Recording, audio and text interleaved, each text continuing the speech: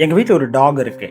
நான் எப்பாவது வெளியில் போயிட்டு வந்துட்டு உட்காந்தேன்னு வைங்களேன், நான் ஹாப்பியாக இருந்தேன்னா என் பக்கத்துலேயே உட்காந்துருக்கோம், என் மேலே உரசிட்டே இருக்கோம், வாழை ஆட்டிகிட்டே இருக்கும், சம்டைம்ஸ் லிக் கூட பண்ணிட்டு இருக்கோம்.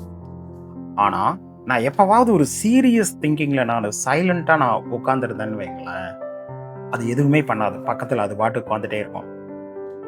அது மேலே உரையாது, வாலாட்டாது, அது பாட்டுக்கு உட்காந்துக்கிட்டே இருக்கும். அதுக்கு எதுவுமே தெரியாது. எனக்கு வேலை போயிருச்சா, அல்லது ஏதாவது ஒரு க்ளோஸ் ரிலேட்டிவ் மிஸ் பண்ணிட்டேனா, அல்லது ஏதாவது ஒரு பெரிய கிளைண்ட் போயிட்டாங்களா, அல்லது மிகப்பெரிய ஜாப் லாஸ் வந்துருச்சா, அல்லது பிஸ்னஸ் லாஸா, எதுவுமே அதுக்கு தெரியவே தெரியாது. ஆனா அந்த சைலன்ஸினுடைய வெயிட்டேஜ் ஏதோ ஒரு காரணத்தினால அந்த டாகுக்கு புரியுது. சைலண்டா உட்காந்துட்டே இருக்கும். நீங்களும் உங்க வீட்டு டாகை நோட்டீஸ் பண்ணி பாருங்க. அதே மாதிரி தான் அந்த டாக் மாதிரி தான்.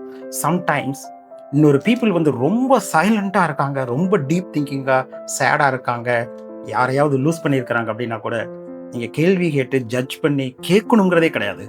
Just sit there, give your love and kindness like a dog. It has its own power. Silence with kindness and love has its own power. Thank you.